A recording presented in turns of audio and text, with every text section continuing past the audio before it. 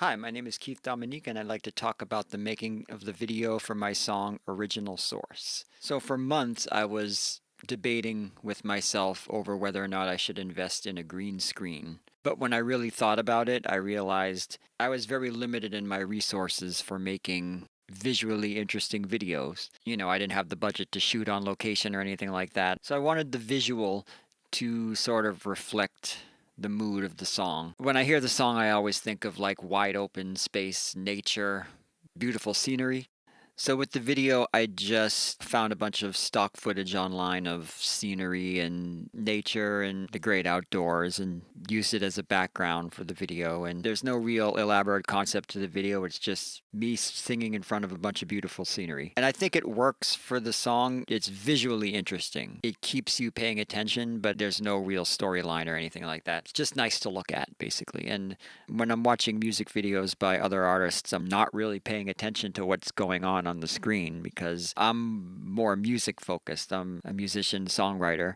So to me, the visual is secondary to the music. I see images flashing across the screen and it does sort of enhance the music, but I'm not really paying close attention. The entire video only uses 3 shots. One of them is just a wide shot of me behind the piano. Another one is a shot of my hands literally playing the keys of the piano. And then the last shot is just a close up of my face, and I just kind of interspersed those 3 shots throughout the video. One of the elements that was kind of a happy accident is the layering of the images on top of one another. That was something that I just stumbled upon, and when I was editing the video, I realized that you could actually superimpose images on top of each other thanks to the green screen. And when I found that out, I was like, great, I'm using that throughout the whole video because it really just makes it more visually arresting. You don't get bored, I don't think. So the particular piano that appears in the video is not actually a piano at all. Well, it is in the sense that it's a digital piano, the one that I'm sitting in front of right now that's portable and you can take it around with you and put it on a stand, and it's a stage piano basically.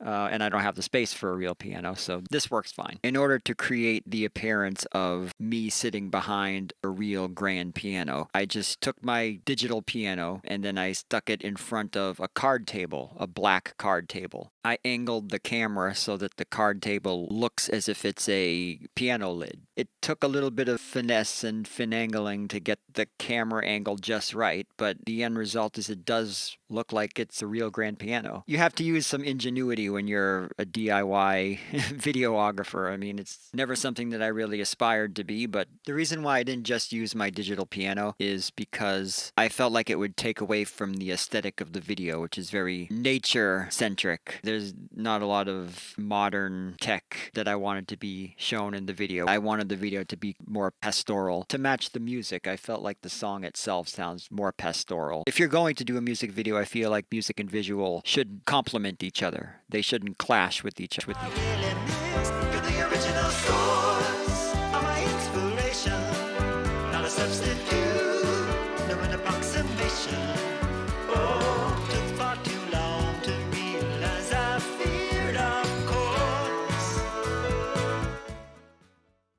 Hi, it's Keith again. So I thought I would just take a moment to address the elephant in the room, which is what is going on at the top of my head. Basically, I hadn't had a haircut in a while. There's no deeper story to it. It had been months probably since the last time I had had a haircut, and I knew I needed one really badly, and it was getting to the point where it was becoming difficult to manage. These days, you can't just decide on a whim to get a haircut. In the current world that we're living in, you kind of have to assess the risks and pay attention to what's going on in your community before you decide what to do. And in this case, I had just put it off until I had decided it was the right time. But I do like the look, though. I like the way I look with long hair. It kind of reminds me of a 70s troubadour, one of those folk rockers from the Laurel Canyon days who hung around with Joni Mitchell and Jackson Browne and the Eagles and Neil Young and Linda Ronstadt and Crosby, Stills and Nash, that whole crew back in the 70s. And in my heart, I always kind of fancied myself as one of them,